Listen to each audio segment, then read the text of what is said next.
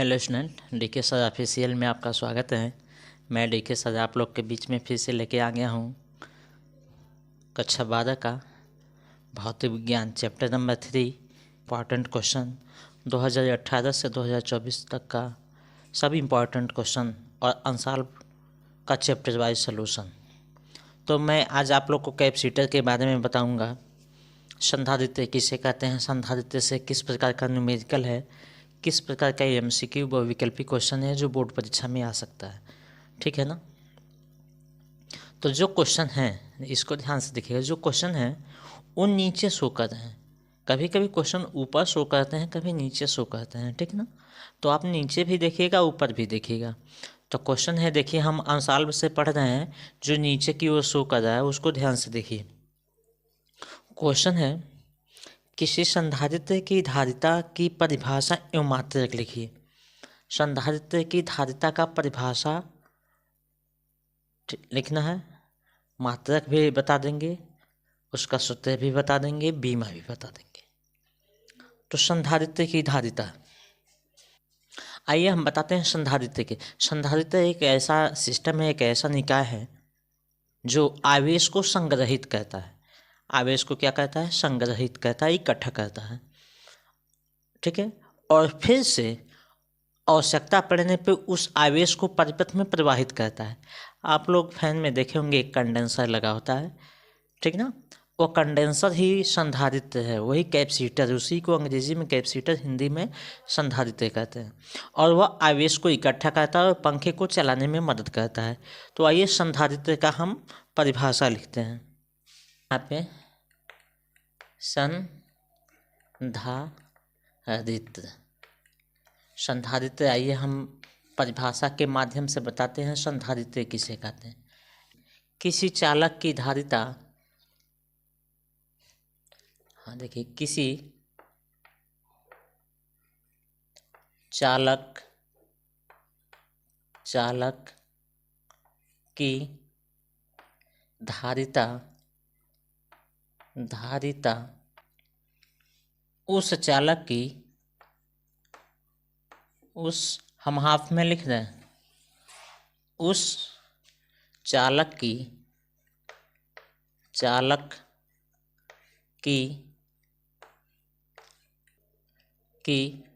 आवेशों के, चालक की आवेशों के ग्रहण करने की क्षमता का परिमाप है। क्षमता का परिमाप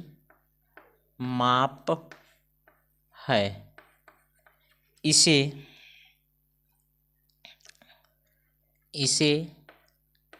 संधारित्र कहते हैं।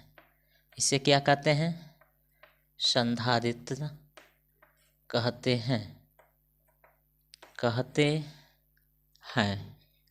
ठीक है, इसको क्या कहते हैं? संधारित्र कहते हैं। ठीक है। संधारित्र जो किसी चालक की धारिता है, उस पर चालक की आवेशों की ग्रहण, कोई चालक है जो आवेश का ग्रहण करने की जो उसकी क्षमता है, ठीक है, जो उसकी क्षमता है, उसी क्षमता के परिमाप को हम क्या कहते हैं? उस चालक की धारिता कहते हैं। ठीक है।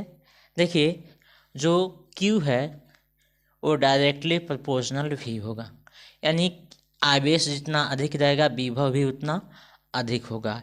यानी Q अनुक्रमानुपाती हटाएंगे तो एक नियतांक मान लेते हैं C और V। C जो है वही धारिता है। लिखेंगे जहाँ C चालक की धारिता है। C क्या है? चालक की धारिता। यानी C इक्वल टू हम लिख सकते हैं C इक्वल टू Q/V। अब इसका मात्रक लिख दें, आवेश Q का, आवेश का मात्रक क्या होता है बताएंगे? अब देखिए, इसके नीचे के लाइन से लिखते हैं, धारिता का मात्रक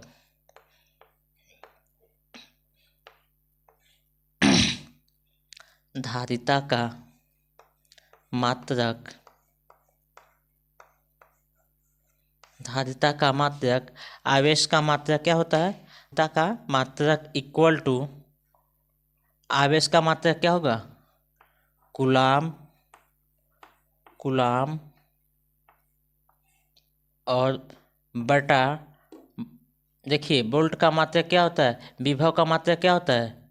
देखिए विभव का मात्रक वोल्ट, कूलाम प्रति वोल्ट, ठीक ना, इसका मात्रक हो गया।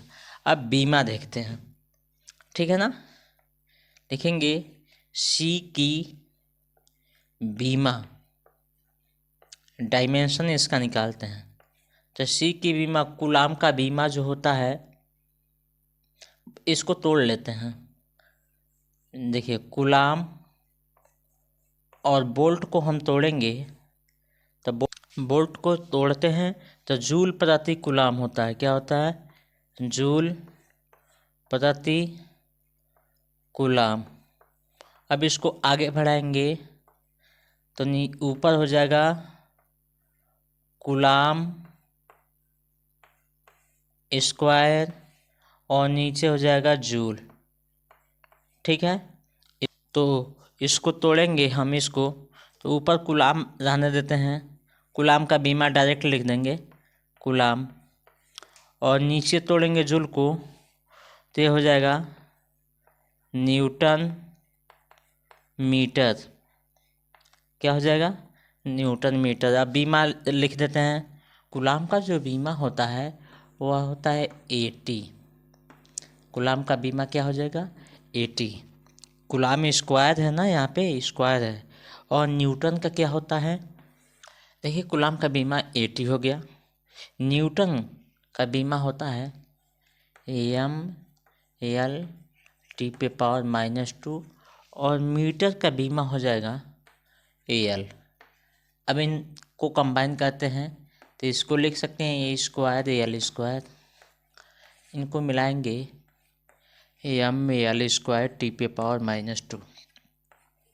अब इस पूरे पक्ष को ऊपर भेजेंगे, A² L², इसको ऊपर भेजेंगे m⁻⁻1 L⁻⁻2 T⁻⁻2 है तो +2 हो जाएगा, ठीक ना, T⁻+2 हो जाएगा, बदल जाएगा।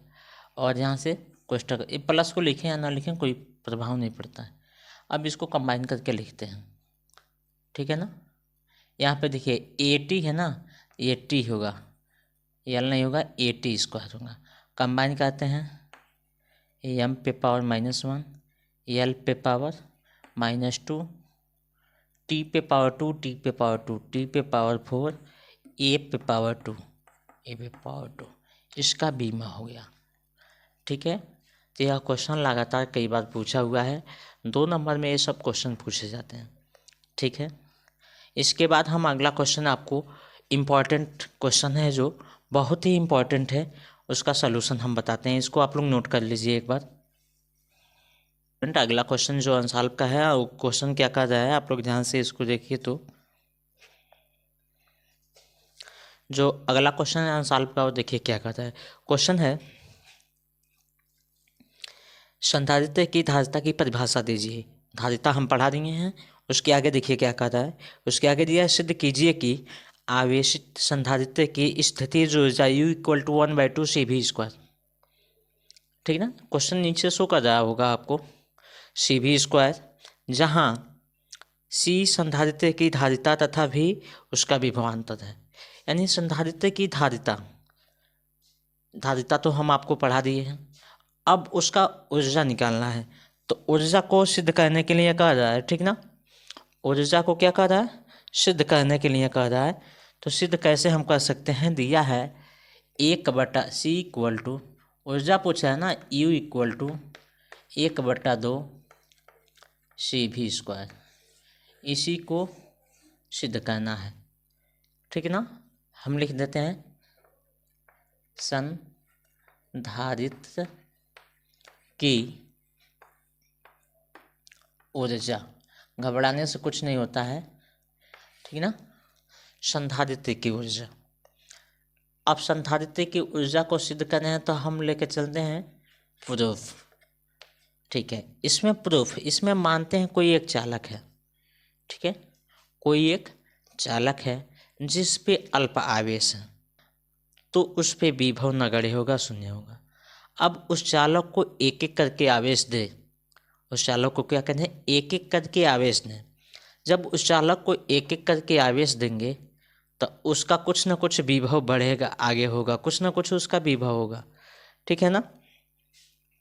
तो मानते हैं, सपोज करते हैं, यहाँ से इसको बोर्ड को दो पार्ट में डिवाइड कर लेते हैं। सपोज कहते हैं या कोई चालक है, या क्या है, चालक है, चालक है, और इस चालक को हम प्लस क्यू आवेश, यानी प्लस क्यू अल्प आवेश, इस पे कोई एक प्लस क्यू अल्प आवेश दिए हैं, कहीं पे एक जगह है। ठीक है ना, इसको कोई एक प्लस क्यू आवेश दिए हैं, यानी इसका विभव जो है वो क्या हुआ, विभव जो है वह शून्य है। कितना है, शून्य है। तो लिखते हैं इसी बात को, यदि किसी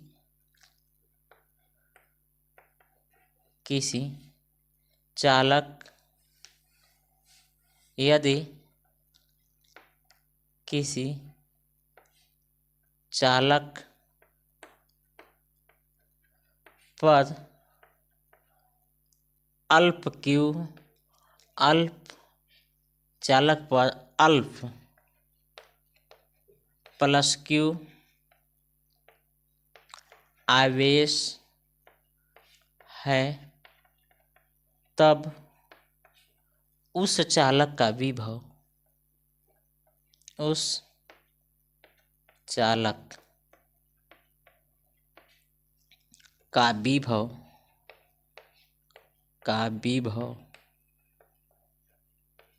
उस चालक का विभव कितना है, शून्य है। ठीक है, इस पे प्लस क्यू आवेश है तो उस चालक का विभव क्या है, शून्य है। लिखेंगे यदि चालक को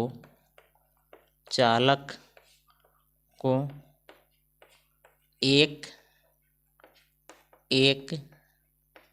करके आवेश प्रवाहित, उस यदि चालक को एक एक करके आवेशित, लिख देते हैं, आवेशित करें तब चालक का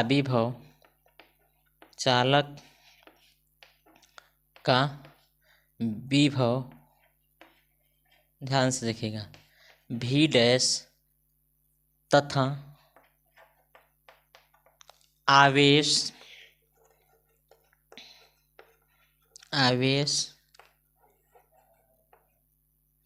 तथा कुल आवेश क्यू डैश हो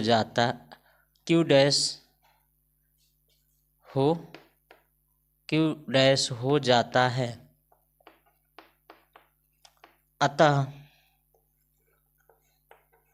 चालक का, देखिए जब इसको एक एक करके आवेशित करने हैं तो इसका विभव मान लेते हैं भी डैश, और इसका कुल आवेश जो होगा क्यू बहुत, इसमें बहुत सारे क्यू आवेश दे देते हैं। ठीक ना, बहुत सारे प्लस क्यू आवेश देते हैं, तो इनका टोटल जो आवेश होता है वो क्यू डैश हो जाता है। क्या होता है, क्यू डैश हो जाता है, और इसका विभव क्या हो जाता है, भी डैश हो जाता है। अतः देखिए, अतः चालक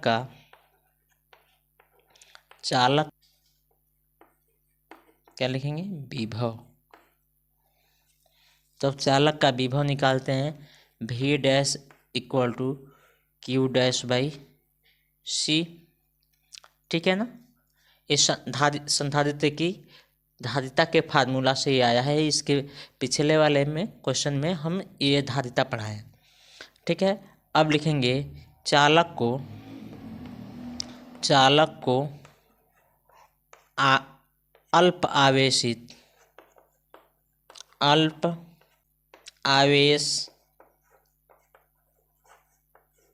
देने में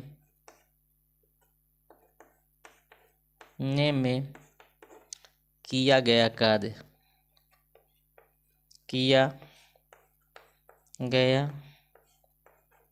कार्य इन चालक को आवेशित करने में हम जो कार्य करते हैं, तो कार्य बराबर आप लोग जानते हैं क्या होता है। कार्य बराबर बल गुणे क्या होता है, विस्थापन होता है। यही आप लोग पढ़े हैं, आवेशित करने में किया गया कार्य। ठीक है, तो कार्य बराबर बल गुणे विस्थापन, यानी कार्य जब अल्प हुआ है तो अल्प आवेश भी विस्थापित हुए होंगे इस चालक पर, तो कार्य को हम मानते हैं dw। अल्प कार्य बल का मतलब हो गया आपका विभव, विस्थापन का मतलब आवेश। विभव क्या है v', आवेश मान लेते हैं dq। अब v' का मान आप लोग जानते हैं q'/c, यानी q'/c dq। ये q है, ये dw बराबर हो गया। लिखेंगे अतः चालक को आवेशित करने में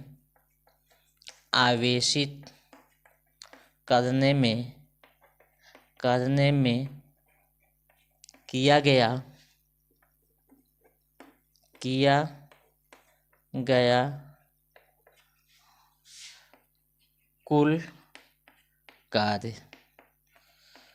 गया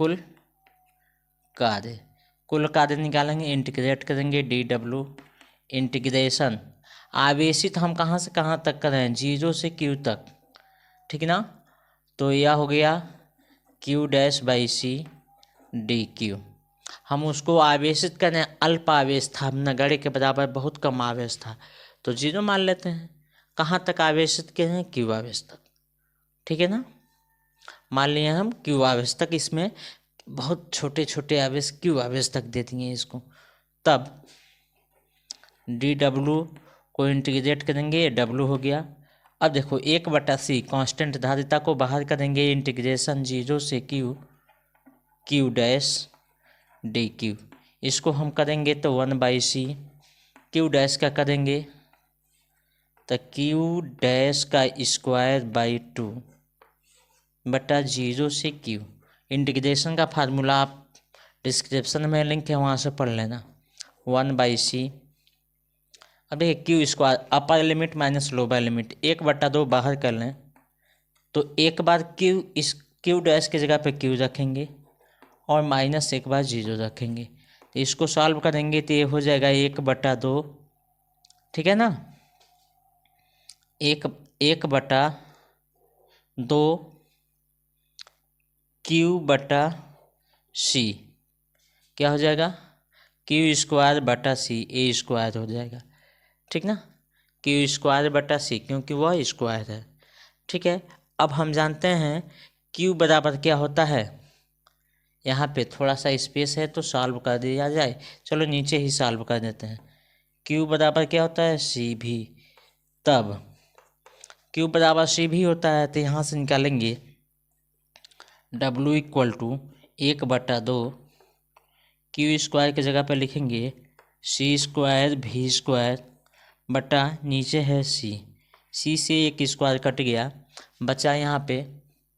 और कार्य करने की क्षमता को ऊर्जा कहते हैं, यानी w बराबर क्या हो जाएगा, u हो जाएगा, ठीक है ना। इसको भी आप लोग दिखा दीजिएगा, तो यहाँ पे लिख सकते हैं u = 1/2 यहाँ से c v², और यही आपको सिद्ध करना था। इसका मात्रक हो गया जूल, इसका मात्रक क्या हो गया, जूल। यही आपको सिद्ध करना था और कुछ करना नहीं है। और यह इम्पॉर्टेंट जो क्वेश्चन है आपको 5 नंबर में बोर्ड परीक्षा में पूछा हुआ, ठीक है ना, तो ये नोट कर लीजिए। अगला क्वेश्चन देखिए आप लोग क्या कर रहे हैं। क्वेश्चन है, हम आंसर से क्वेश्चन पढ़ रहे हैं। क्वेश्चन है किसी संधारित्र की धारिता किन किन बातों पर निर्भर करती है। यानी संधारित्र की जो धारिता है, संधारित्र की धारिता, यानी क्वेश्चन जो नीचे शो कर रहा है, ध्यान से देखिए, लिखेंगे संधारित्र की धारिता का निर्भरता यानी संधारित्र की धारिता किन किन बातों पे निर्भर करती है। तो पहला रीजन उसके क्षेत्रफल पे, क्षेत्रफल जितना ही बड़ा होगा संधारित्र की धारिता उतना ही अधिक होगी। यानी उस प्लेट का क्षेत्रफल जितना बड़ा होगा वह उतना ही आवेश को संग्रहित करेगी, इकट्ठा करेगी।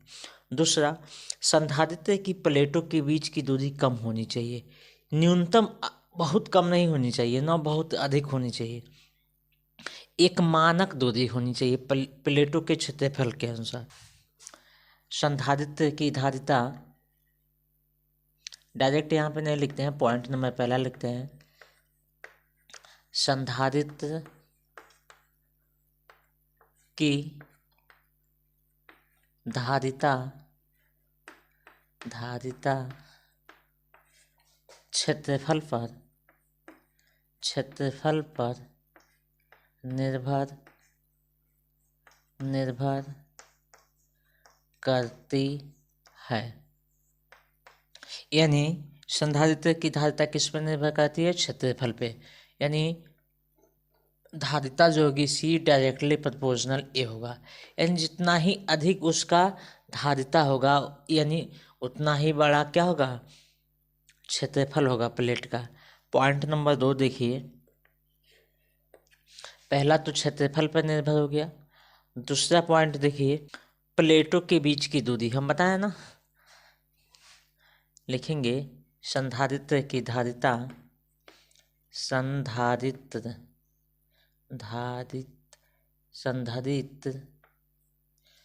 ठीक है, धारित्र है, संधारित्र की धारिता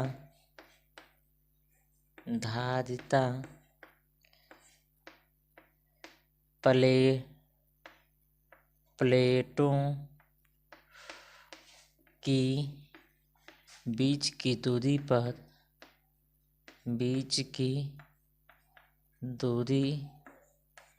पर निर्भर करती है।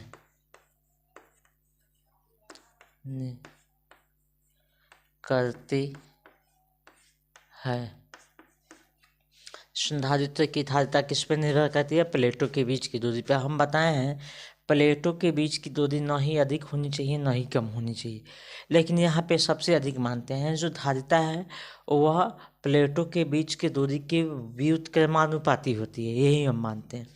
क्योंकि अगर प्लेट है, देखिए अगर दो संधारित्र का प्लेट है, ध्यान से देखिए,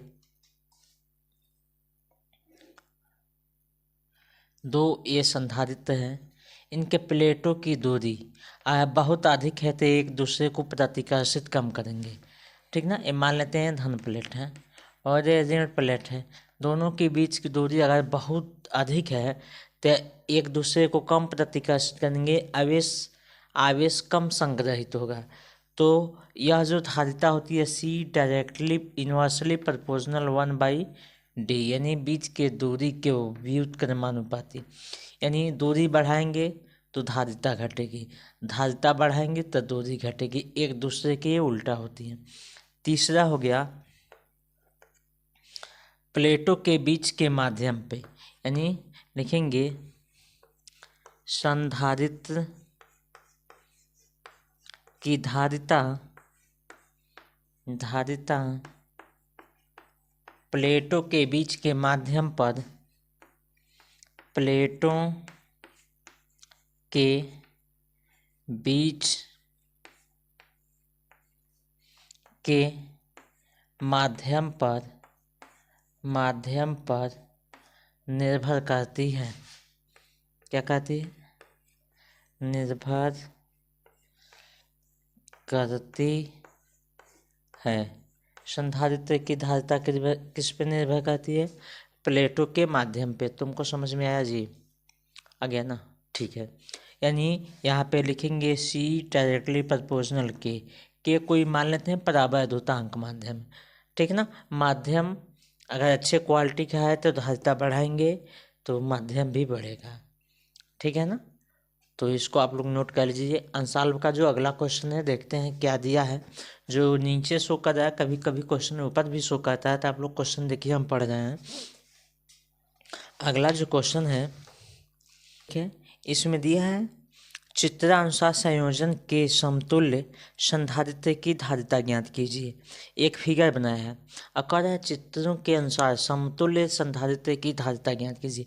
क्वेश्चन जो शो कर रहा है उसको आप लोग ध्यान से देखिए।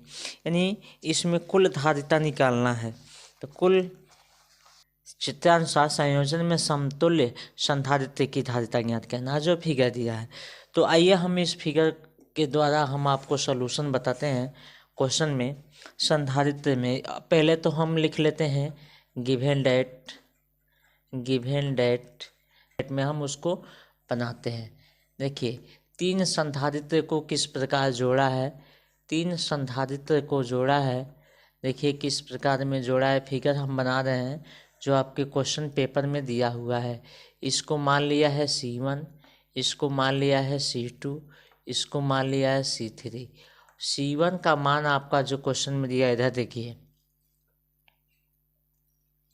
ये है 5 माइक्रोफैरेड, ये है 3 माइक्रोफैरेड और यह है 10 माइक्रोफैरेड।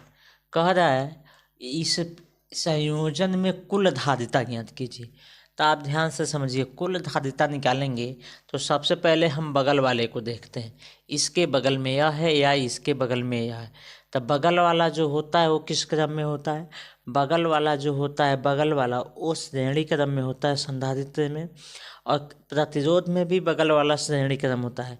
लेकिन इसका जो श्रेणी क्रम का फार्मूला है वह ध्यान से समझिए, इसका श्रेणी क्रम का फार्मूला वो प्रतिरोध का समांतर होता है, और प्रतिरोध का जो समांतर होता है उस संधारित्र का श्रेणी होता है। यह व्युत्क्रमानुपाती होते हैं।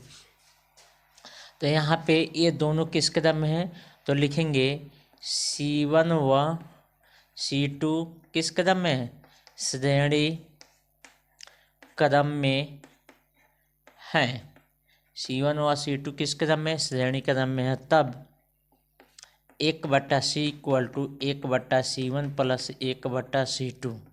1/C1 का मान 1/5 प्लस 1/10, दोनों का एलसीएम ले लें या मल्टीप्लाई करा दें, 10 × 5 = 50 और इधर हो गया 10 और इसका गुणा इसमें किए 5, यानी 15 कितना हुआ, 50 हुआ।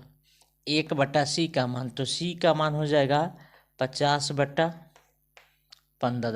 अब इसका फिगर कुछ ऐसे बन जाएगा, इसको ट्रांसफ़र करके बना देते हैं। इसका फिगर बनेगा, ध्यान से देखिए, जो C3 है, अब इसको हम C3 ले लेते हैं, ठीक है ना, और इसको लिए हैं तो इसको हम C' मान लेते हैं। कितना माने, C' मान लिए, ठीक ना। अब देखिए ये आपके सामने हो गया C' का मान आ गया 50/15 C1 का मान कितना है, 50/15। C1 नहीं है, ये C' मान रहे हैं। ये C3 का मान है 3। अब देखिए दोनों एक दूसरे के ऊपर और नीचे हैं। इसको देखें तो या इसके ठीक ऊपर है या इसके नीचे है, बगल में नहीं दिखाई दे रहा है। यानी इसको सीधा करें तो एक दूसरे के ऊपर नीचे दिखाई देंगे। अब ऊपर नीचे दिखाई देने का मतलब यह किस क्रम में है, समांतर क्रम में। किस क्रम में है, समांतर क्रम में। तो समांतर क्रम का फार्मूला होता है C = C1 + C2, ठीक है। तो C1 + C2 तो हम लगाएंगे नहीं, यहाँ पे क्या है, C' है, तो लिखेंगे C' + C3, ठीक ना, इसके अकॉर्डिंग। और C' का मान आपका दिया है 50/15 + 3। अब देखिए इसका गुणा इसमें करें, कुछ नहीं नीचे तो मान लें 50, 15 × 3 = 45/15। 50 और 45 कितना होता है, 95/15। यही आपका क्या हो गया, आंसर आ गया माइक्रो फैरेड में। तो इसको आप लोग नोट कर लीजिए। 2 क्वेश्चन हैं, दोनों बहुत ही आसान है, ठीक है ना। हम आप लोग के लिए अनसॉल्व का ही क्वेश्चन पढ़ा रहे हैं, ठीक ना। ये चैप्टर वाइज अनसॉल्व है, जिससे आप लोग अखिल का अनसॉल्व, अन्य कई क्वालिटी का अनसॉल्व, अन्य राइटरों का अनसॉल्व पढ़ते हैं, उन सब अनसॉल्व में मिक्स किया हुआ क्वेश्चन जाता है।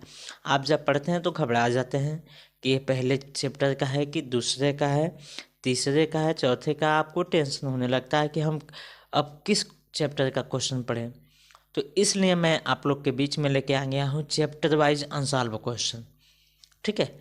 चैप्टर वाइज अनसॉल्व क्वेश्चन में कहीं भी दिक्कत हो तो एक बार मेरा चैनल देख लेना, क्वेश्चन है उसका सलूशन देख लेना, ठीक है। इसको इरेज कर देते हैं।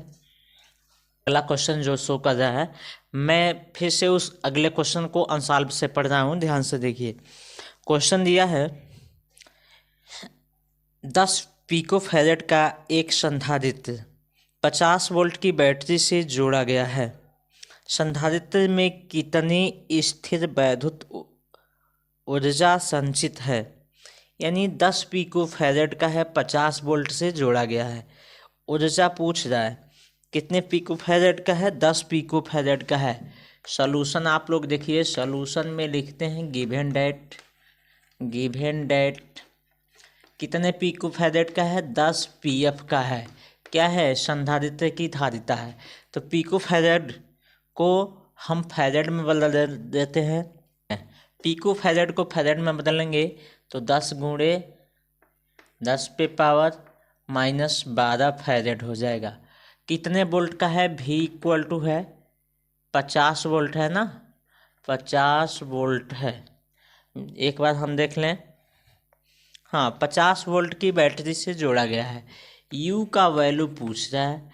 तो अभी मैं वीडियो को पीछे करके देखिएगा, दूसरा या तीसरे नंबर पे मैं क्वेश्चन पढ़ाया हूँ कि संधारित्र का ऊर्जा। तो U इक्वल टू 1/2 CV²। देखिए इक्वल टू 1/2 C का वैल्यू आपको दिया है 10 गुणे 10 पे पावर -12 और V का मान दिया है 50 का स्क्वायर इसमें नहीं है, V स्क्वायर है। देखिए इससे इसको काट दें तो 5 दूना 10 हो गया। यानी इसको लिखेंगे 5 गुणे 10 पे पावर -12। 50 में 50 का गुणा करें तो 50 25 और 00 2500 हो गया। और 25 पचे 125 होता है, ठीक है। ये 10 पे 2 0 है तो इस पावर में से 2 घटा देंगे तो 10 पे पावर -10 हो गया, ठीक है ना। कहते हैं घटा देंगे, लेकिन देखिए इसको लिख सकते हैं 25 गुणे 10 पे पावर 2। तो देखिए +2 में -2 में दोनों को जोड़ेंगे तो -10 होगा, इसलिए हम बोलते हैं यहाँ पे घटा दिए, ठीक ना। और ऊर्जा का मात्रा क्या होता है, जूल। यही आपका आंसर हो गया, ठीक ना। अगला क्वेश्चन जो है शो कर रहा है, देखिए हम आंसर से इसको भी पढ़ दें। क्वेश्चन है, ध्यान से देखिए, 2019 का पूछा हुआ क्वेश्चन है, इम्पोर्टेंट क्वेश्चन लग रहा है, ठीक ना। 19 में कई बार ये पूछा हुआ है सॉल्व में। देखिएगा, 2 नियत विभव तक आवेशित समान गोले को वायु में आध मीटर की दूरी पर रखने पर F बल लगता है। उक्त गोलों के बीच लगने वाले बल की गणना कीजिए यदि उन्हें के परावैद्युतांक वाले माध्यम में आर दूरी पर रख दिया। सीधी सीधी बात कहा है, ध्यान से देखिए। सॉल्यूशन इसका लिखते हैं। सॉल्यूशन यहाँ पे हम फिगर बनाते हैं। 2 गोले हैं, क्या है, 2 गोले लिख देते हैं। कहाँ है, वायु में है। कहाँ पे है, वायु में है, ठीक है। 2 गोले हैं, दोनों के बीच की दूरी कितनी है, आर है। दोनों के बीच की दूरी कितनी है, आर है। उसके बाद क्या कहा है, ये वायु में है, उनके बीच बल लगता है। तो यानी इनके बीच जो बल लगता है F मान लेते हैं। और F इक्वल टू फार्मूला होता है 1/4 pi epsilon not Q/R, Q/R²। अब कह रहा है इन्हीं दोनों गोलों को, ध्यान से देखिए, इन दोनों गोलों को किसी माध्यम में रख दें। तो मानते हैं यदि गोलों को के माध्यम में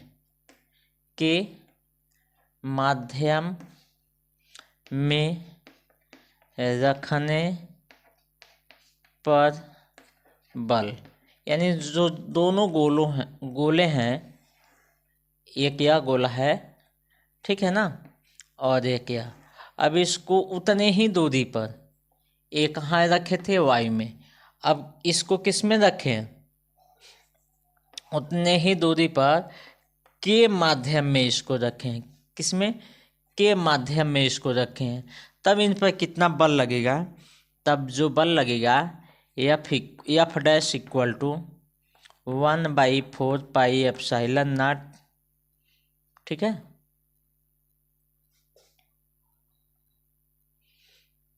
ठीक है, यहाँ पे थोड़ा Q² हम कर लें, इसको सेटलमेंट करना है Q², के और K²Q²/R², ऐसे लगाएं तब आसान पड़ेगा आप लोग को। अब इसमें आप देखिए, एक के से अगर एक के काट दें तो 1/4 pi epsilon not Q²/R² into के।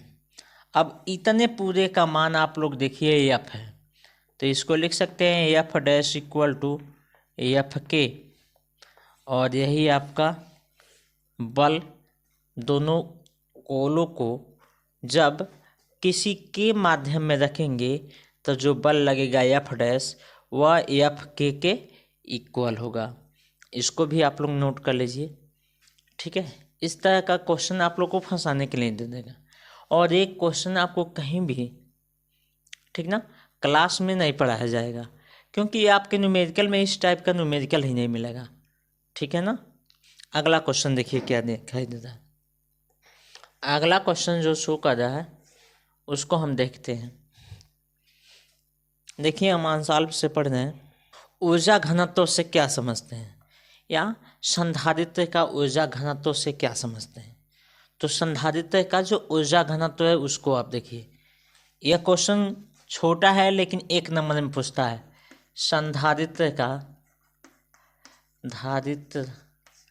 का ऊर्जा घनत्व, ठीक है ना। संधारित्र का क्या है, ऊर्जा घनत्व। अब आइए संधारित्र का ऊर्जा घनत्व बताते हैं। संधारित्र के एकांक आयतन में देखिए, संधारित्र के एकांक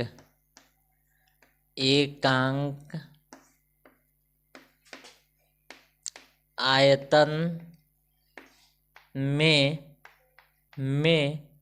संचित ऊर्जा को संचित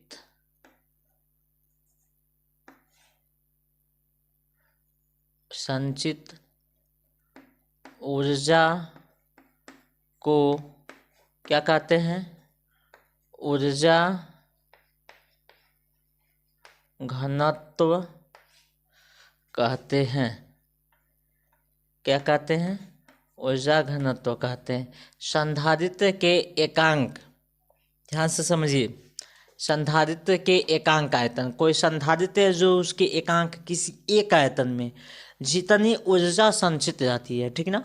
एकांक, कोई एक संधारित्र मान लेते हैं, उसके एकांक आयतन, जैसे मान लीजिए यहाँ पे कोई एक संधारित्र ले लिए, इसके एकांक आयतन मतलब कहीं एक पॉइंट पे एकांक आयतन में जितनी ऊर्जा इसमें निहित होगी, सम्मिलित होगी, ठीक ना, उसी ऊर्जा को हम क्या कहते हैं, संधारित्र का घनत्व कहते हैं, ठीक ना।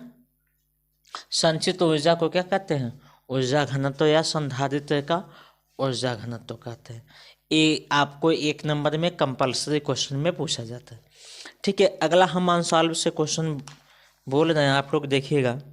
8 माइक्रोफैराड के संधारित्र का विभवांतर 20 वोल्ट से बढ़ाकर 25 वोल्ट कर देने पर उसकी स्थितिज ऊर्जा में वृद्धि की गणना कीजिए। कोई एक संधारित्र है, देखिए इसमें लिखे हैं, दिया है कोई एक संधारित्र है, मान लेते हैं कोई एक ये संधारित्र है, ठीक है। इस पे वोल्टेज जो दिया गया है यानी V1 दिया गया है, ठीक है, कितने माइक्रोफैरेड का है, तो C = 8 माइक्रोफैरेड का है। तो इसको फैरेड में बदल लेते हैं तो 8 × 10⁻⁻6 फैरेड। इसको V1 दिया गया है कितना, 20 वोल्ट, और 20 वोल्ट से बढ़ा के कितना कर दें, V2 का मान कर दें, बताइए 25 वोल्ट कर दें, ठीक ना। इसको 20 वोल्ट से 25 वोल्ट तक कर देते हैं। कोई एक संधारित्र है 8 माइक्रोफैरेड का, उसका कैपेसिटी, उसका धारिता कितना है, 8 माइक्रोफैरेड का।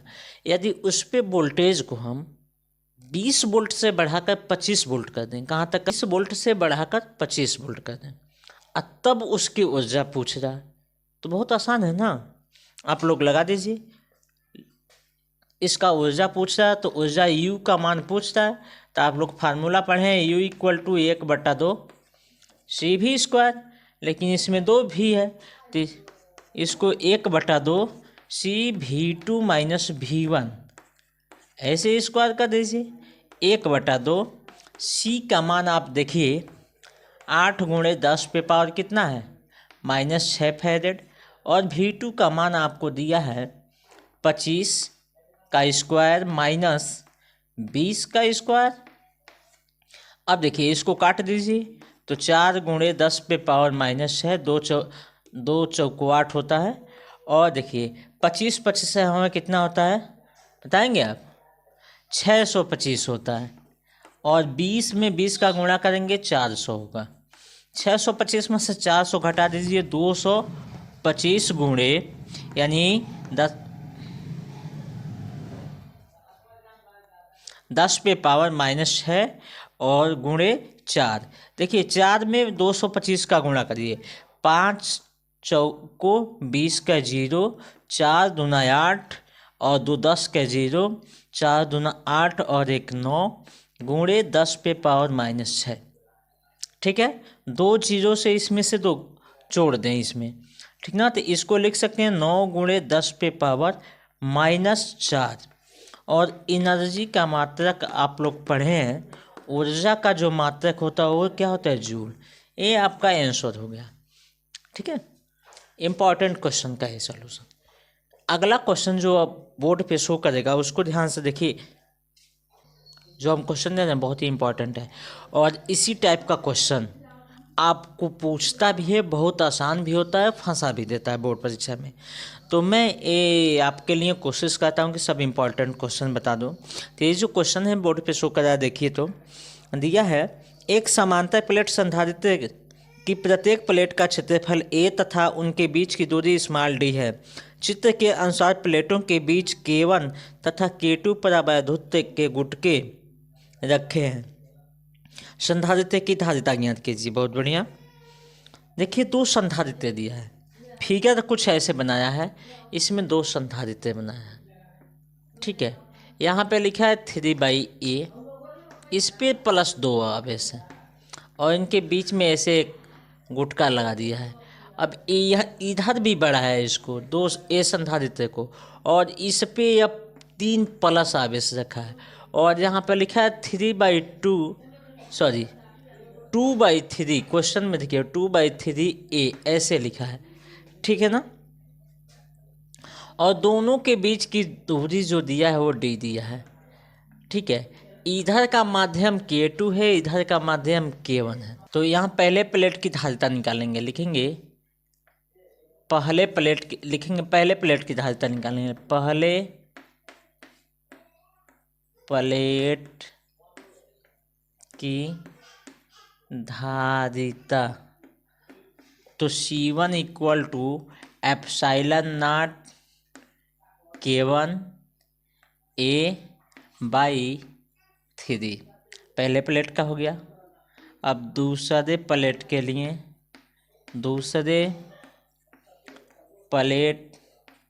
के लिए, आप लोग फार्मूला पढ़े हैं, पीछे डिस्क्रिप्शन में लिंक है, नहीं समझ में आएगा ये फार्मूला कहाँ से आ रहा है ना, तो डिस्क्रिप्शन में लिंक है, वहाँ से पढ़िए। अब दूसरे के लिए C2 equal to epsilon nought 2/3 A। देखिए नीचे D रहेगा, दोनों के बीच की दूरी D है, 3D/K2। अब दोनों को जोड़ें, कुल धारिता निकालें, C1 + C2 यानी C बराबर C1 का मान कितना है, epsilon not K1 A/3D plus epsilon not K2। देखिए यहाँ पे 2 छूट गया है, 2/3 ये है, तो 2/3D K2 हो गया, और क्या छूटा है A।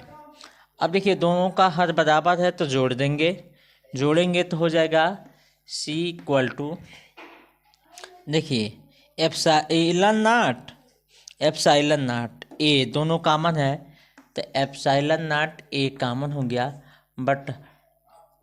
हो गया, इसको 2/3D लिख सकते हैं। ठीक है, ऐसे नहीं कहते हैं, epsilon not upon A common हो गया। अब इसको लिखते हैं, तो इसको लिखेंगे K1 + 2K2। ठीक है, K1 + 2K2 कॉमन कर लिए। अब इसी को अंदर ग्राउंड कर देंगे और यही क्या हो जाएगा, आंसर हो जाएगा। इस तरह का सवाल आपको फंसाने के लिए ध्यान से देखिए, मैं आंसर से क्वेश्चन पढ़ रहा हूँ। ठीक ना, क्वेश्चन में दिया है एक समांतर प्लेट संधारित्र की प्रत्येक प्लेट का क्षेत्रफल 100 सेंटीमीटर स्क्वायर है तथा दोनों प्लेटों के बीच अंतराल 0.05 सेंटीमीटर है।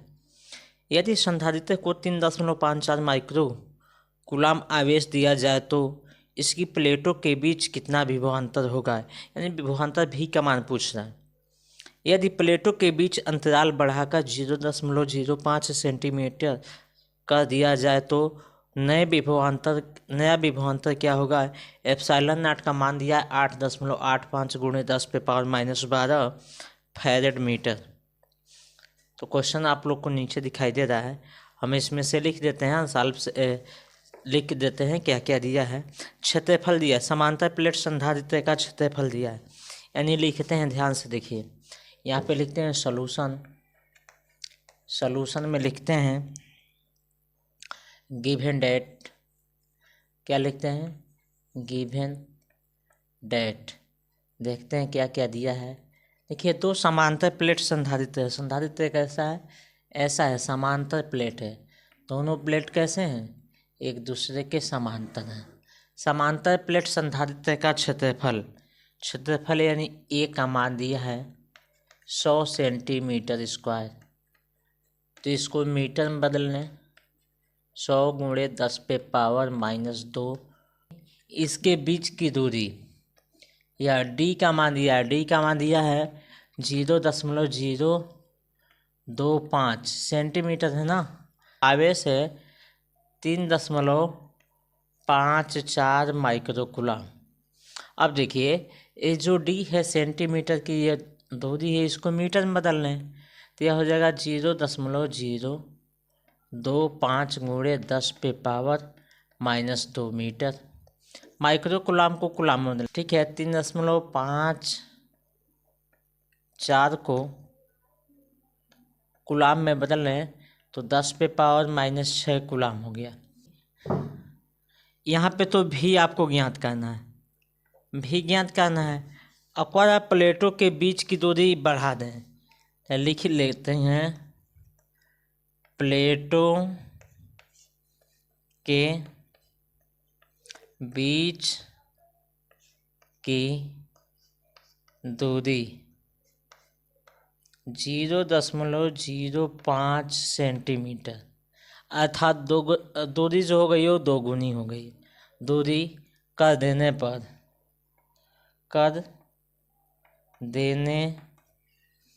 पर नया विभव, ठीक है ना, दूरी को बढ़ा देने पर नया विभव, और एप्सिलॉन नॉट का मान दिया है 8.85 गुणे 10⁻⁻12 फैरड मीटर। विभवांतर हम लोग ज्ञात कर दें, इतना तो आपके क्वेश्चन से दे दिया है। इसके लिए हम फार्मूला लगाएंगे। ध्यान से देखिए फार्मूला क्या लगाएंगे, आप लोग ध्यान से देखिए इसमें फार्मूला क्या लगता है। यहाँ नीचे ही फार्मूला लगा देंगे। C = epsilon A by D। C = epsilon A by D। इस फार्मूले पर रखेंगे तो आपको एप्सिलॉन का मान मिल गया। मान दिया है तो इसको सॉल्व किया जाए। C = एप्सिलॉन का मान है 8.85 गुणे 10⁻⁻12 इंटू ए का मान दिया है 100 गुणे 10⁻⁻2। डी का मान दिया है 0.025 गुणे 10⁻⁻2।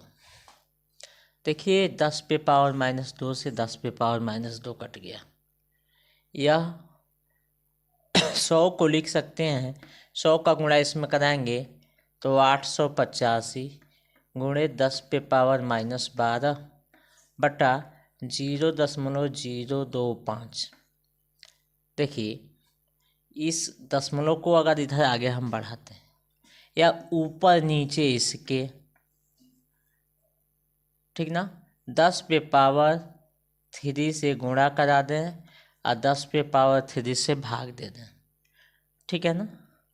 तो इसको गुणा कराएंगे तो 885 गुणे 10⁻⁻9 ये घट जाएगा इसमें से और यह हो जाएगा 25, ठीक है ना।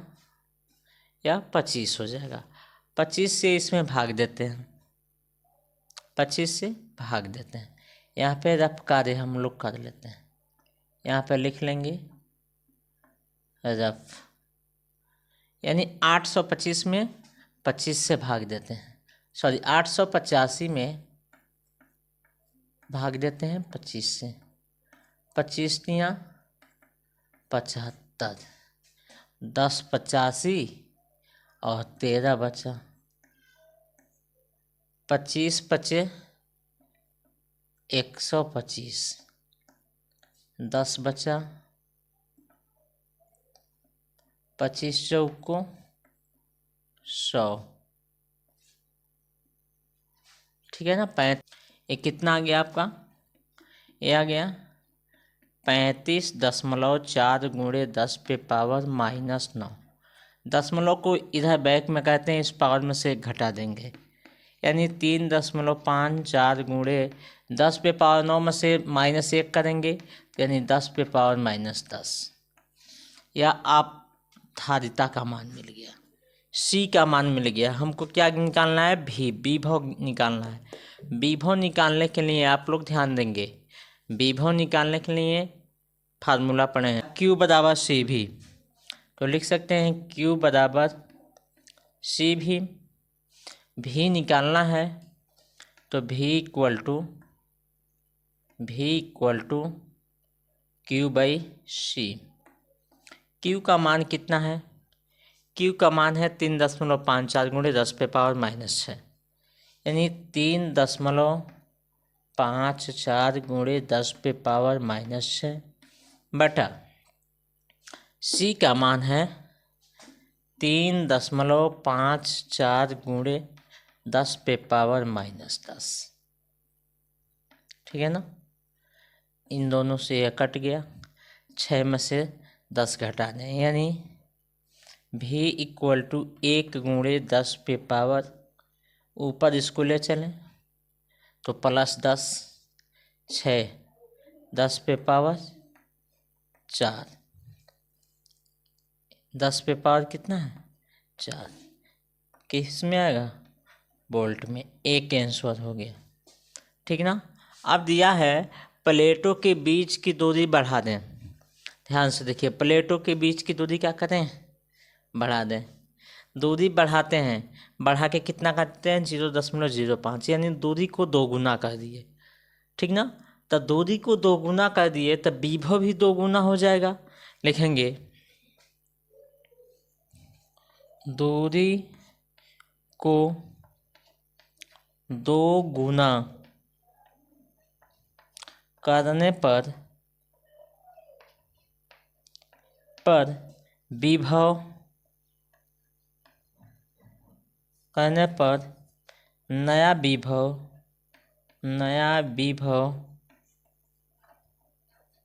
दो गुना हो जाएगा, दो गुना हो जाएगा।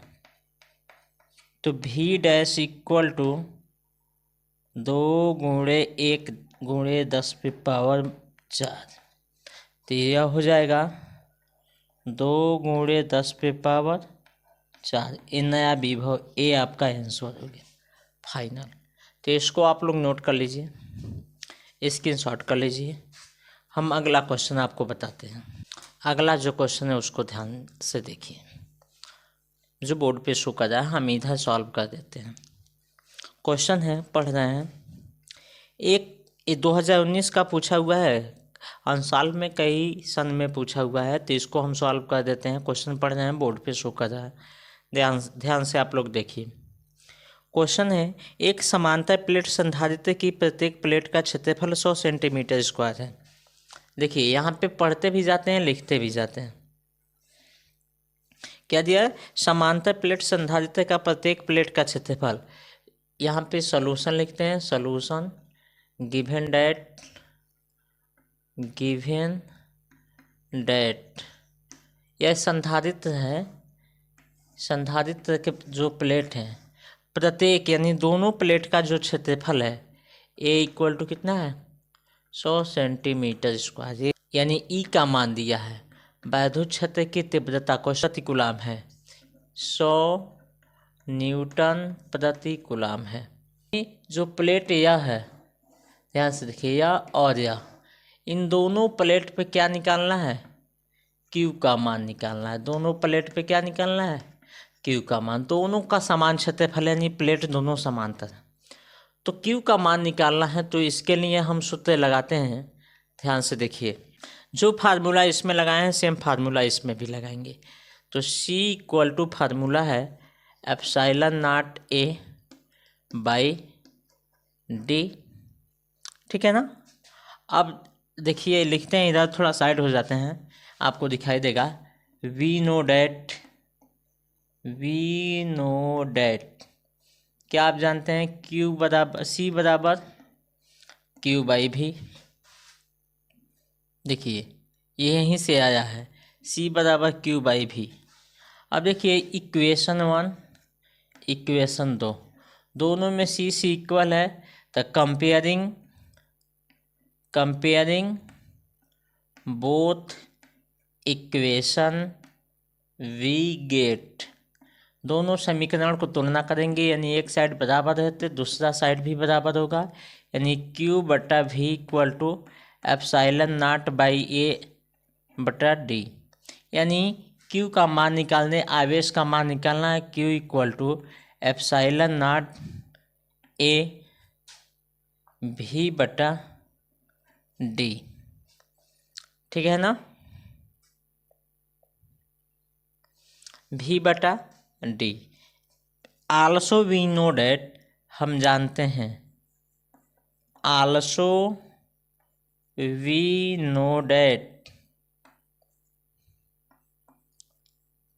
हम जानते हैं E equal to V/d। Now का मतलब होता है अब, नाउ V/d के जगह पे now equation 3 we get, then Q equal to ε0A/E। V/d के जगह पे हम क्या लिख सकते हैं, E। देन इम्प्लाइड एट फार्मूले में हम मान रखेंगे इसका। एप्सिलॉन नॉट का मान होता है क्यू बराबर, एप्सिलॉन नॉट का मान होता है 8.85 गुणे 10 पे पावर -12 गुणे 100 सेंटीमीटर स्क्वायर है। तो इसको लिख सकते हैं 100 गुणे 10 पे पावर -, गुणे 100, ई का मान कितना है 100 है, 100। इसको टोटल सॉल्व करें 8.85 गुणे 10 पे पावर -12, इसको लिखेंगे 10 पे पावर 2, इसको लिखेंगे 10 पे पावर -4, इसको लिखेंगे 10 पे पावर 2। देखिए 4 है, 12 4 16, 8.85 गुणे 10 पे पावर -16, 2 और 2 4, यानी प्लस वाले को एक साथ लिखें और माइनस वाले को एक साथ। देखिए -12 -4, 12 4 16 माइनस में हो गया, +2 +2 पावर में तो +4 हो गया। 16 में से 4 घटा देंगे, 8.85 गुणे 10 पे पावर -12 कूलम। यही आपका आंसर हो गया, नोट करिए। ठीक है ना, इसमें तो किसी को डाउट नहीं होगा, डाउट है नहीं है? ठीक है, तो इसको नोट करो, ठीक है ना। हाँ, तो इसको नोट करो, अगला क्वेश्चन लिखवाएं हम। अगला क्वेश्चन बहुत ही इम्पोर्टेंट है, बहुत ही कठिन भी है, बहुत ही इम्पोर्टेंट भी। देखने के लिए कठिन है लेकिन है इम्पोर्टेंट और आसान भी है। क्वेश्चन है, एक समांतर प्लेट, नीचे क्वेश्चन शो कर रहा है, एक समांतर प्लेट संधारित्र की धारिता 50 पिकोफैरेड व प्लेटों के बीच की दूरी 4 मिलीमीटर है। इस बैटरी द्वारा 200 वोल्ट तक आवेशित करके बैटरी को हटा दिया जाता है। फिर प्लेटों के बीच 2 मिलीमीटर मोटी परावैद्युत K = 4 पट्टी रखी जाती है। ज्ञात कीजिए, पहला पॉइंट है प्रत्येक प्लेट पर अंतिम आवेश, दूसरा पॉइंट है प्लेटों के बीच अंतिम विभवांतर, और तीसरा पॉइंट है संधारित्र में अंतिम ऊर्जा, और चौथा पॉइंट है ऊर्जा हानि। देखिए एक ही क्वेश्चन में 4 क्वेश्चन दिया है और ये पूछेगा तो कम से कम 6 नंबर से कम में नहीं पूछेगा। बहुत ही इम्पोर्टेंट क्वेश्चन है। इसमें लिखते हैं गिवन डेट, सॉल्यूशन लिखते हैं, इसमें लिखते हैं गिवन डेट। देखते हैं क्या क्या दिया है। इसकी धारिता C = 50 माइक्रोफैरेड है, 4 मिलीमीटर डिस्टेंस हो गया, यानी विभव इसका है 200 वोल्ट। T = दिया है 2 मिलीमीटर का परावैद्युतांक, K का मान 4 दिया है, परावैद्युतांक कितना है 4 है, और मोटाई उसकी कितनी है 2 मिलीमीटर है। यानी पहला है Q का मान पूछा, K का मान पूछा है, और तीसरा पॉइंट UK का मान पूछा है, और चौथा पॉइंट U - UK आवेशित करके हटाने में ऊर्जा में है। ठीक है ना। अब देखिए 50 माइक्रोफैरेड को फैरेड में बदल दें, 50 गुणे 10 पे पावर -6 फैरेड। मिलीमीटर को मीटर में बदलें, 4 गुणे 10 पे पावर -3 मीटर। वोल्ट है 2 मिलीमीटर को 2 गुणे 10 पे पावर -2 मीटर। बाकी तो कुछ बदलना नहीं है। ठीक है, अब हम सूत्र लगाएंगे। क्या लगाएंगे? सूत्र। अभी हम पढ़ाएं C = ε0A/d, समीकरण 1 हो गया। ये तो इसके बीच में संधारित्र के प्लेटों के बीच में कोई पदार्थ न भरा हो तो D। अगर कोई पदार्थ भर दिया गया जिससे परावैद्युत माध्यम आ गया तो इसी फार्मूले को मॉडिफाई कर तो वह हो गया है, मान लेते हैं परावैद्युत पदार्थ भर दिए हैं प्लेटों के मध्य। जैसे देखिए ये 2 प्लेट हैं संधारित्र के, यह प्लेटों के बीच जगह क्या है खाली है। जब खाली है तो यह फार्मूला। और जब इसके मध्य के परावैधुतांक है तब यह फार्मूला। ठीक है ना। परावैधुतांक के लिए ये फार्मूला, खाली के लिए यह फार्मूला। एप्सिलॉन नॉट ए बटा डी माइनस टी, ठीक है, प्लस टी बटा के। आप लोग को थोड़ा कन्फ्यूजन हो रहा होगा, सर 3 + 1 ही जैसे दिखाई देता है। यह टी है, यह टी है, और यह जो है वो प्लस है। ठीक ना। इसके लिए यह फार्मूला। समीकरण 1 हो गया, ये समीकरण 2 हो गया। यहाँ के बाद हम इस फर्स्ट पॉइंट को यानी क्यू का मान निकालने चले जाते हैं। क्यू का मान निकालते हैं। देखिए लिखते हैं सॉल्यूशन फर्स्ट यानी क्यू बराबर होता है सी भी, धारिता के फार्मूला से। तो सी का मान गिवन डेट में देखते हैं क्या दिया है, 50 माइक्रोफैरेड यानी 50 × 10⁻6 फैरेड, यानी 50 × 10⁻6 फैरेड। और भी कितना दिया है, वोल्टेज आपका 200 है। तो वोल्टेज कितना हो गया 200। देखिए 2 का गुणा 5 में कहते हैं, 5 दूना 10 हो गया। 1 2 3 0 आगे हम लिख देते हैं, गुणे 10 पे पावर कितना है, ये 6 है, -6 हो गया। ठीक है। इसको लिख सकते हैं 10 × 10 पे पावर 3 गुणे 10 पे पावर 6, -6 है। ठीक है ना। तो इसको हम लिखेंगे 6 में से 3 घटा दीजिए, तो 6 में से 3 घटा दें, यानी इसको लिख सकते हैं 1 × 10 पे पावर 6 में से 3 जा कितना होता है, -3, क्योंकि ये प्लस माइनस वाला अधिक है। यही आपका क्या हुआ, आंसर हो गया। अब हम दूसरा पॉइंट इसमें सॉल्व करते हैं। देखिए आपके किताब में उसमें पहले को ही और बता देते हैं। अगर लिख लेते हैं, यदि C = ध्यान से देखिए 50 PF पिको फैरेड में होता, कुछ किताब में पिको फैरेड में भी देता है।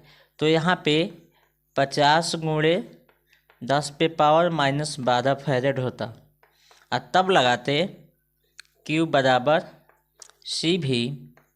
तो C का मान कितना है, 50 × 10 पे पावर -12 गुणे भी का मान है 200।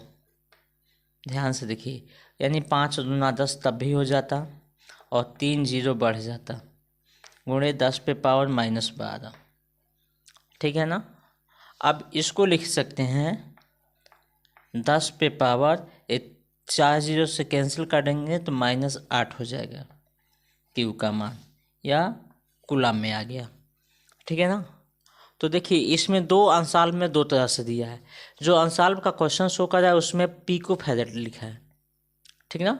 यहाँ पे हम माइक्रो फैरेड लिखे हैं, लेकिन वहाँ पे पिको फैरेड है। तो पिको फैरेड में 8 हो जाएगा, माइक्रो फैरेड में 3 हो जाएगा। अब पॉइंट नंबर दूसरा हम सॉल्व करते हैं, ध्यान से आप लोग देखिएगा। ठीक है ना।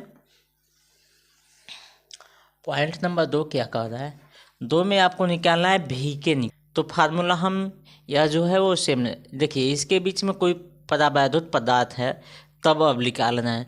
तो परावैधुत है तो उसका परावैधुतांक के है, तब निकालेंगे Q बराबर। ठीक है ना। इसको समीकरण हम 3 बना लेते हैं। ठीक है।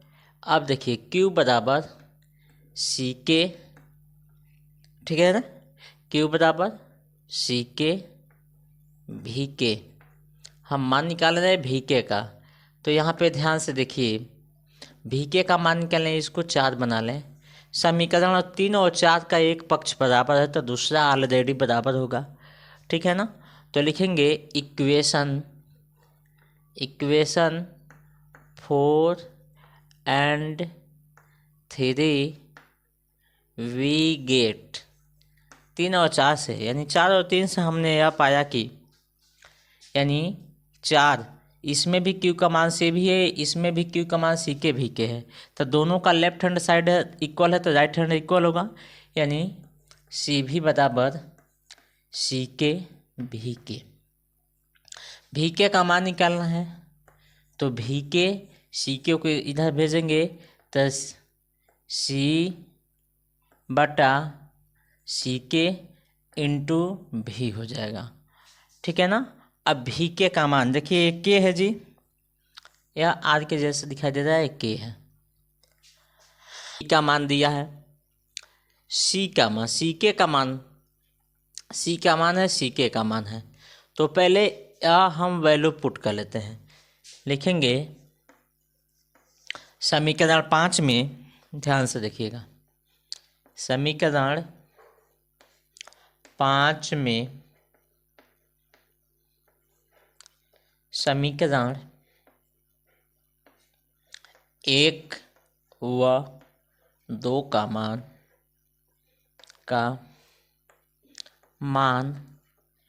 रखने पर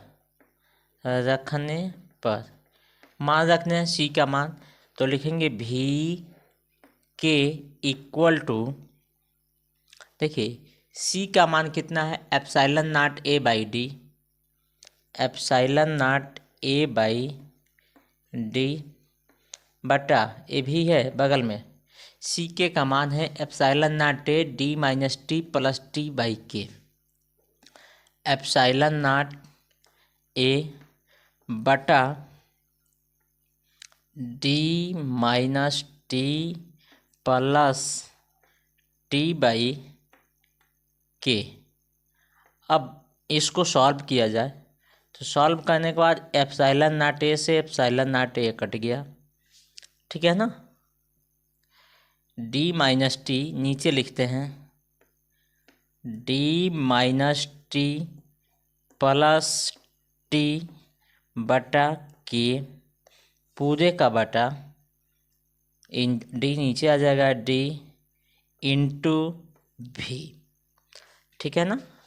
कैंसिल होने के बाद इसको पक्षांतर करेंगे, ऊपर हो जाएगा, इतना बचेगा। अब इसमें हम मान रखते हैं, क्योंकि डी का मान दिया है, टी का मान दिया है, के का मान भी दिया है और भी का मान भी दिया है, ठीक है ना। अब लिखेंगे, ध्यान से देखिए, ए किसका मान है, भी के का मान है, ठीक है ना। भी के का मान इसमें रखते हैं। अरे भी के का मान है, डी का मान कितना है जी, डी का मान है 4 × 10⁻³ यानी केवल हम 4 mm लिखें तभी काम, ठीक ना। इधर थोड़ा ऊपर लिखते हैं, डी का मान है, ध्यान से देखिएगा, डी का मान है 4 mm, यानी भी के equal to 4 mm minus T का मान कितना है 2 mm, 2 mm प्लस 2 mm और नीचे के का मान है 4 बटा डी का मान कितना दिया है 4 mm, 4 mm और बगल में भी का मान है 200, ठीक है ना।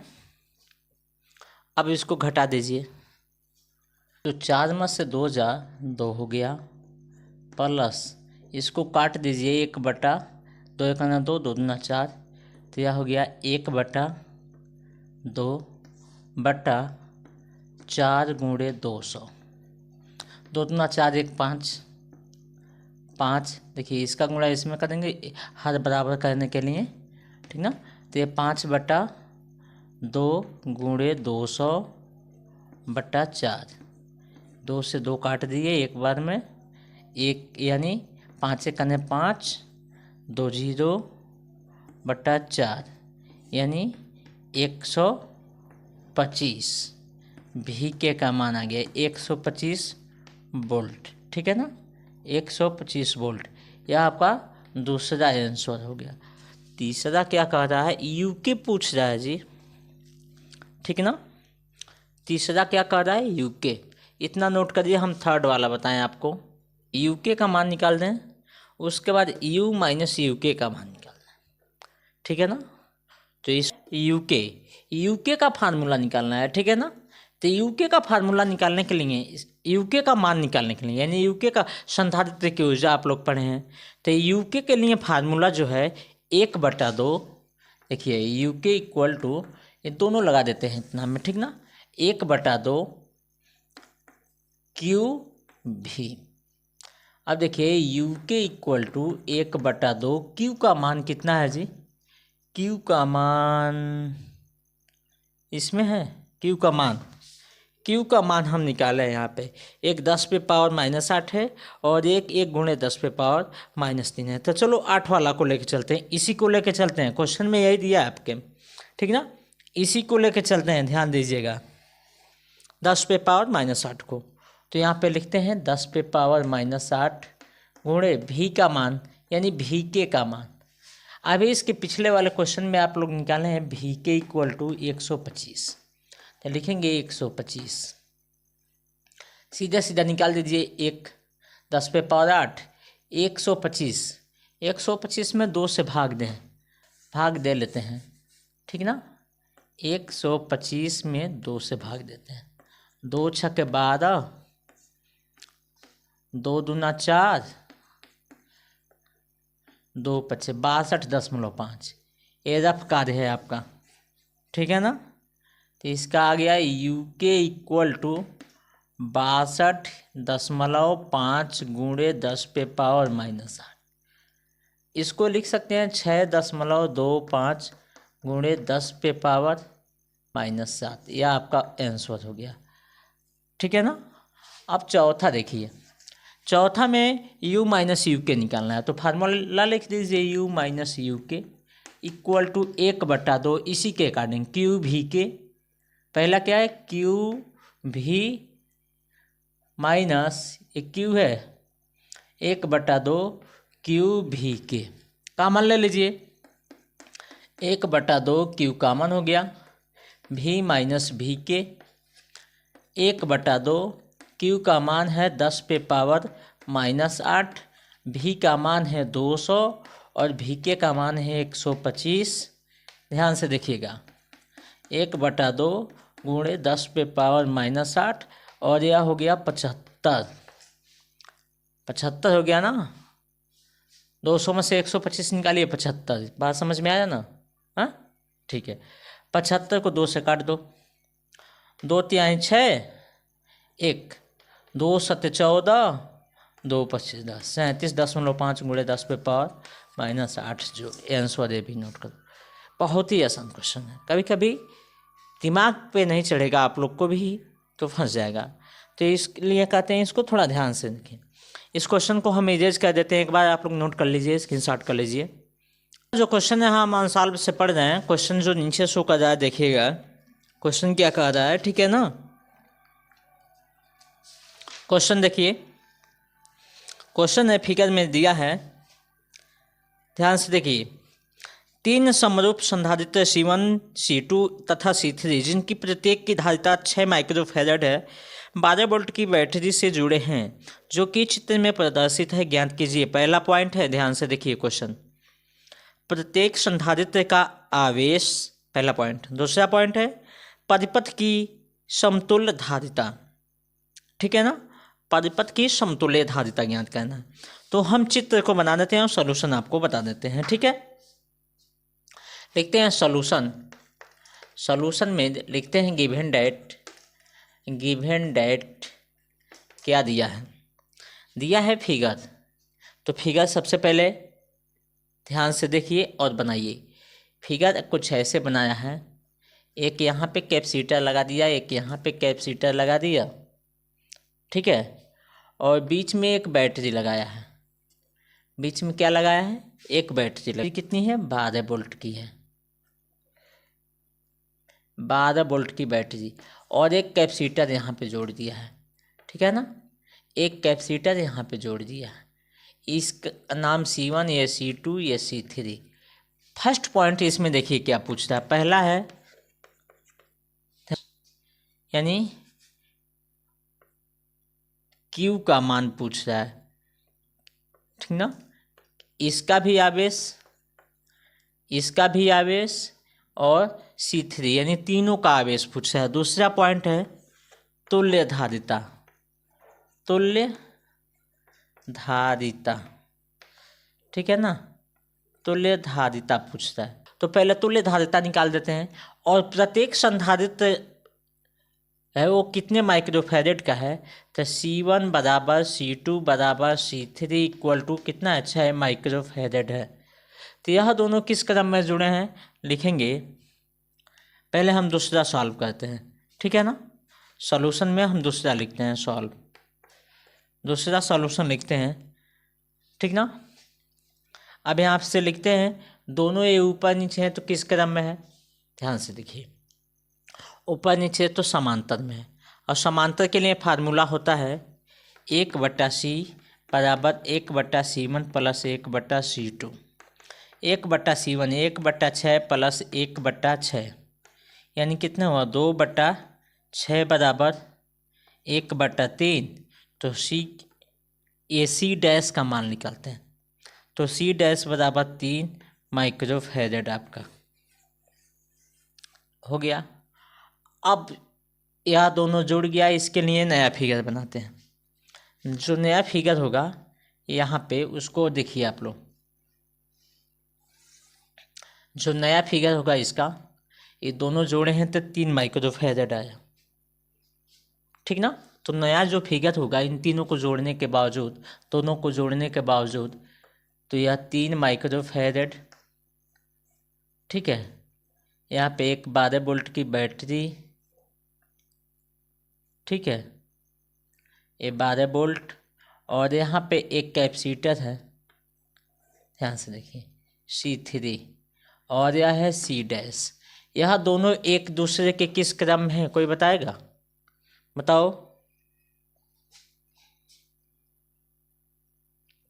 यह दोनों एक दूसरे के श्रेणी क्रम में है, तब लगाएंगे श्रेणी क्रम।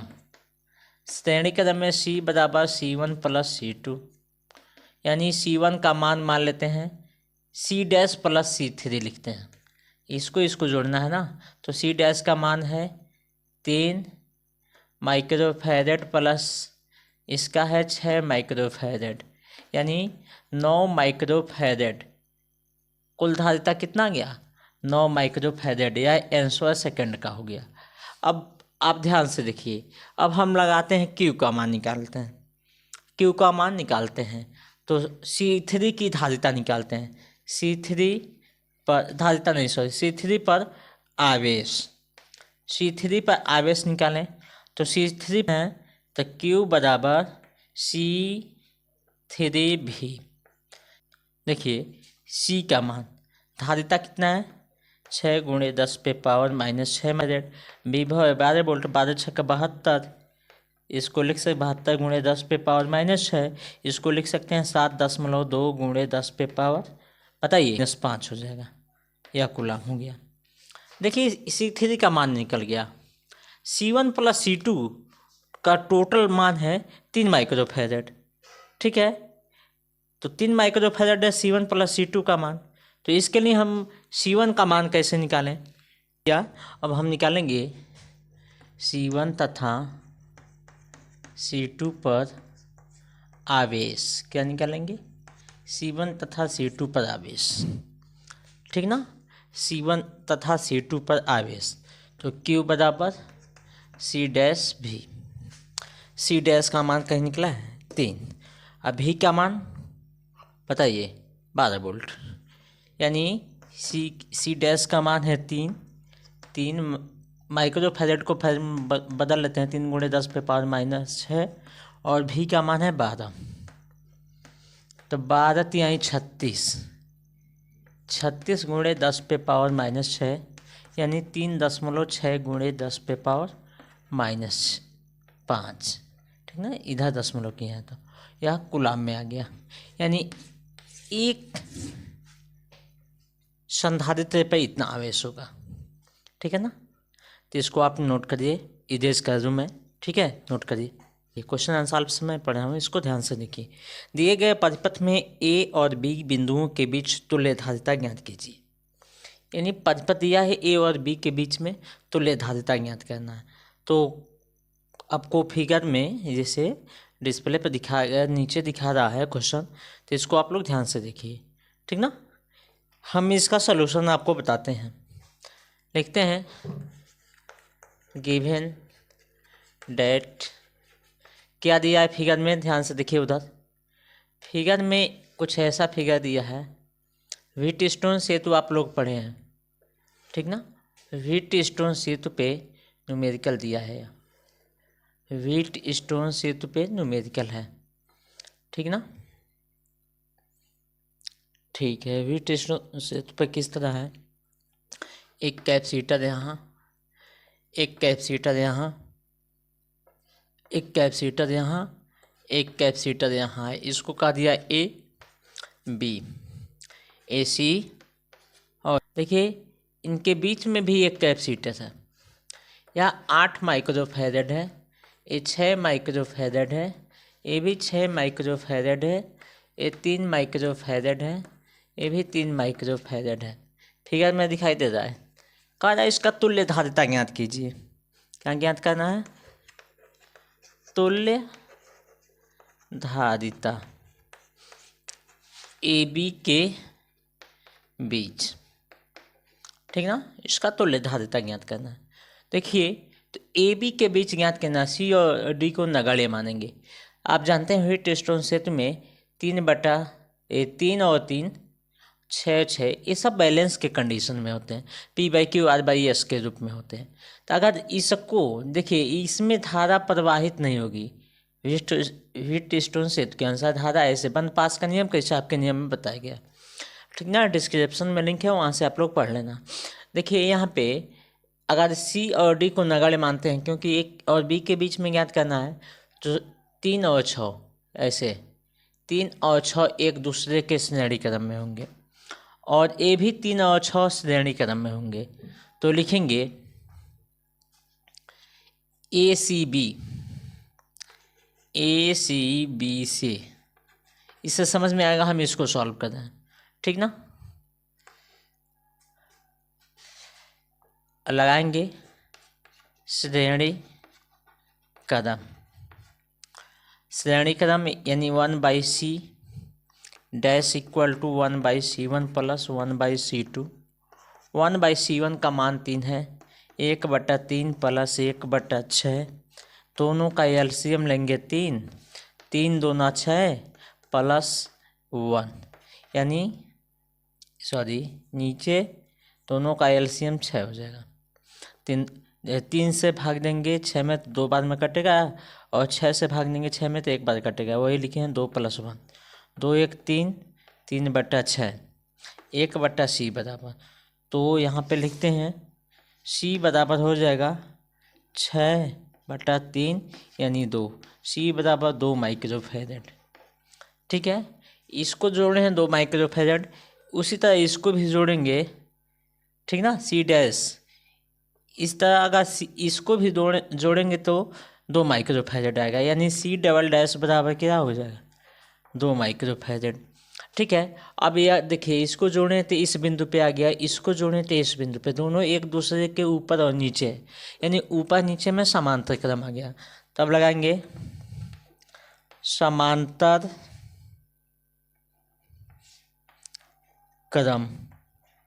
समांतर क्रम में c बराबर c1 c dash plus c double dash, c dash का मान 2 प्लस 2 अर्थात c का मान 4 माइक्रोफैरड।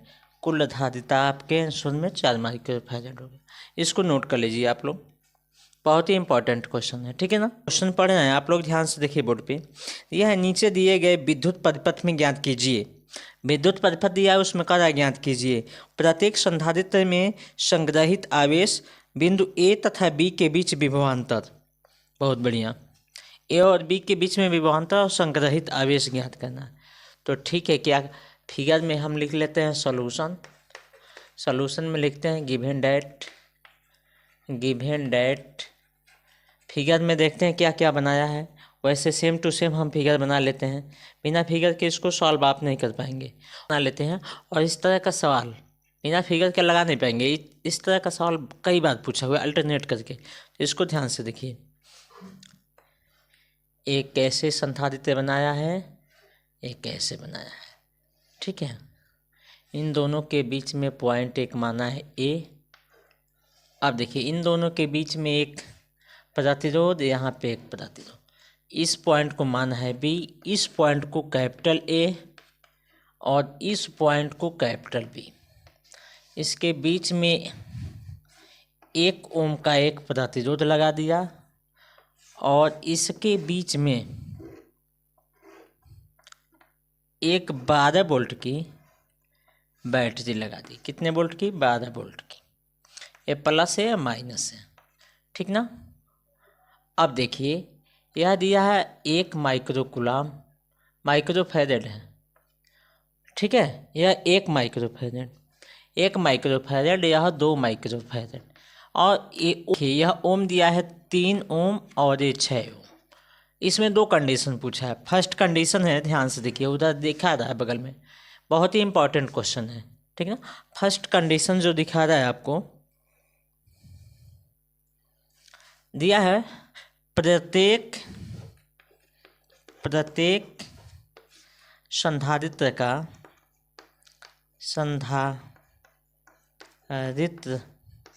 का आवेश।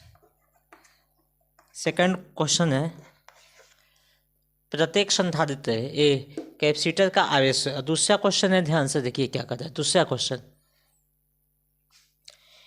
ए बी के बीच विभवांतर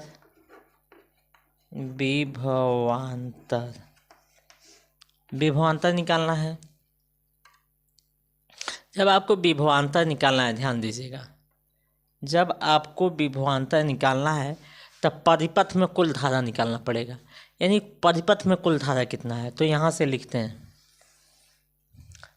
ध्यान से देखिएगा, परिपथ में कुल धारा इक्वल टू, ध्यान से देखिए, आई इक्वल टू कुल विद्युत वाहक बल बटा कुल प्रतिरोध। क्या निकालना है? कुल प्रतिरोध। कुल विद्युत वाहक बल कितना है? 12 वोल्ट की बैटरी है, यानी 12। कुल प्रतिरोध कितना है?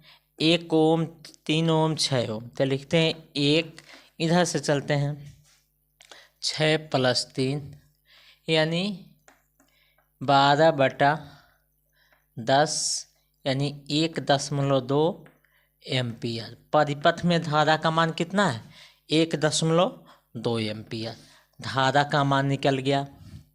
देखिए परिपथ में कुल धारा का मान निकल गया। अब क्या निकालते हैं? देखिए जो 1 ओम का प्रतिरोध है, इस परिपथ में धारा भेज रहा है बैटरी, तो यह प्रतिरोध वोल्ट के मान में परिवर्तन कर देता है।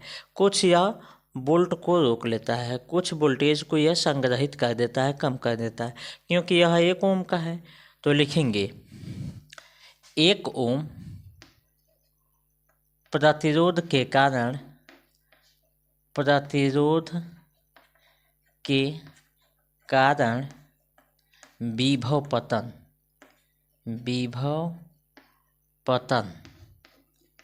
विभव पतन निकालेंगे तो V बराबर IR होता है। तो भी I का मान दिया है 1.2 और प्रतिरोध है 1 ओम, तो विभव का पतन जो होगा 1.2 वोल्ट होगा। ठीक है ना। यानी इसके आगे आप देखेंगे कितना वोल्टेज ज़्यादा है। यह 1.2 वोल्ट को रोक दिया, लेकिन देखेंगे इसके बीच में कितना वोल्टेज ज़्यादा है। ठीक है, देखिए ये हम गलती से परिपथ को यहाँ से जोड़ दिए, परिपथ यहाँ से जुड़ेगा। ठीक है ना, परिपथ यहाँ से जुड़ेगा। अब देखिए, अब ए बी के बीच में कितना वोल्टेज ज़्यादा है उसको निकालेंगे। लिखेंगे ए बी के बीच वोल्ट, ए बी के बीच वोल्ट लिखें तो टोटल कितना है? 12 वोल्ट। टोटल है 12 वोल्ट। 12 वोल्ट में कितना रोक दे रहा है? 1.2। 1.22 का यानी कितना वोल्ट जाएगा बताएंगे? कितना वोल्ट जाएगा? तो 12 में से 1.2 तो यानी 10.8 वोल्ट। ए बी के मध्य कितना करंट जा रहा है? 10.8 वोल्ट। देखिए यह दिखाई दे रहा है ऐसे, ध्यान से देखिए, यह दिखाई ऐसे दे रहा है, दोनों लग रहा है कि श्रेणी क्रम में है। लेकिन अगर इसको नीचे खींचें, बी को नीचे ए को ऊपर, तो यह एक दूसरे के समांतर क्रम में हो जाएंगे, ठीक ना। तुल्य धारिता निकालते हैं। अब लिखेंगे परिपथ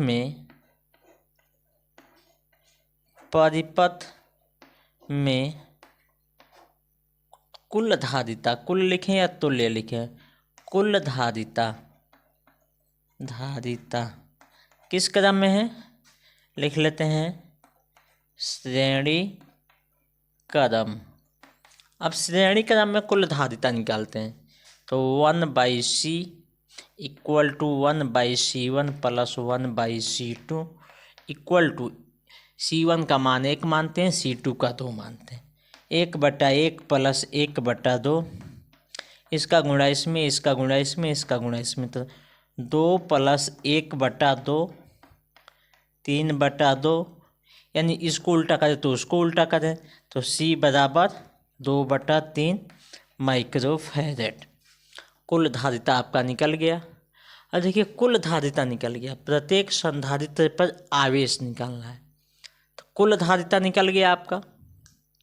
समझ में आ रहा है ना? निकल गया। अब धारिता निकालने के बाद देखिए क्या निकालते हैं, ठीक है।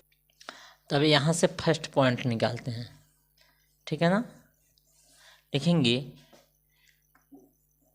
प्रत्येक संधारित्र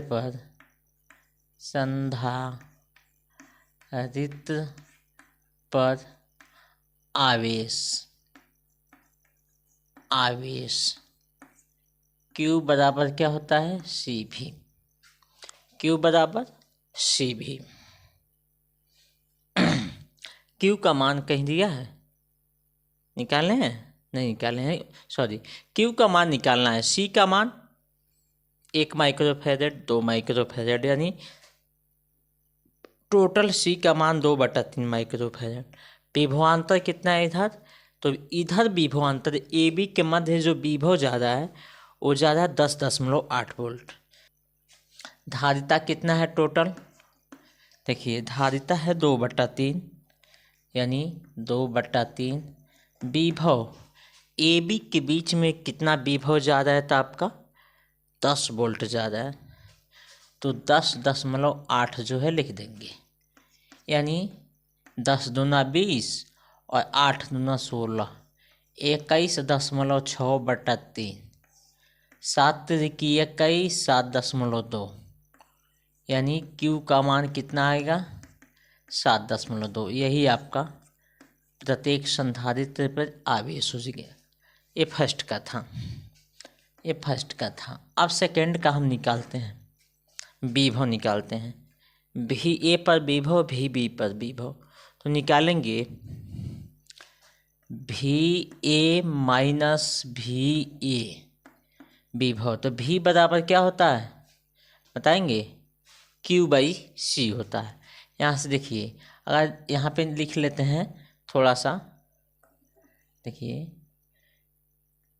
V बराबर Q/C या Q बराबर CV, ठीक ना। Q बराबर CV लिखें या V बराबर Q/C।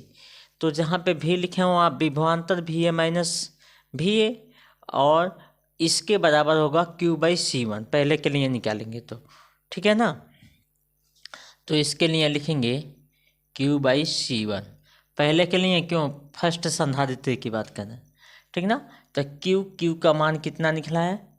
7.2, और C1 का मान कितना है आपका? 1 मान लेते हैं, 1, यानी पहले का विभवांतर आ गया 7.2, ठीक ना। उसी तरह हम निकालेंगे यहाँ से इन दोनों के मध्य विभवांतर। तो इसके लिए लिखेंगे भी ए माइनस भी बी, भी ए माइनस भी बी लिखेंगे। देखिए भी इक्वल टू आई आर, उनका नियम आप लोग पढ़े हैं। भी इक्वल टू क्या होता है, आई आर। तो यानी भी इक्वल टू आई आर लिखें, सॉरी स्मॉल भी है, स्मॉल बी है, क्योंकि यहाँ पे भी इक्वल टू आई आर इसलिए लगाते हैं। यहाँ पे ध्यान से देखिए, यहाँ पे प्रतिरोध है, तो भी इक्वल टू लिखेंगे आई आर। आई का मान भी आप लोग निकाले हैं। आई का मान कितना है, इसके बीच में आई का मान कितना निकाले हैं, 1.2, यानी इसके मध्य आई का मान 1.2, ठीक है। और कितने ओम है, 3 ओम है, तो यानी 1.2 इंटू 3, यानी 3.6। कितना आया, 3.6। बात समझ में, 3.6। अब इसको इक्वेशन 1 मानते हैं, इसको 2 मानते हैं, ठीक है। अब लिखेंगे ए बी के बीच विभवांतर, क्योंकि इसके बीच निकल गया, इसके बीच निकल गया, तो अब दोनों में से इसमें से यह घटा दें, तो लिखेंगे ए बी के मध्य विभवांतर, तो लिखेंगे भी ए माइनस भी ए माइनस, एक कोष्ठक में भी ए माइनस भी बी। अब इसका मान है 7.2 और इसका मान है 3.6, ठीक है ना। तो आंसर जो आपका आएगा वो 3.6 वोल्ट आएगा। यही आपका आंसर है। ये जो क्वेश्चन है अल्टरनेट करके कई साल पूछा है, और इसी को देखते हुए ध्यान से समझिए, इसी क्वेश्चन को देखते हुए मैं कैपेसिटर का जितना भी न्यूमेरिकल था बोर्ड परीक्षा में पूछा हुआ 18 से लेके 24 तक का सब सॉल्व करा दिया हूँ, ठीक है ना। तो इसको आप लोग नोट कर लीजिए।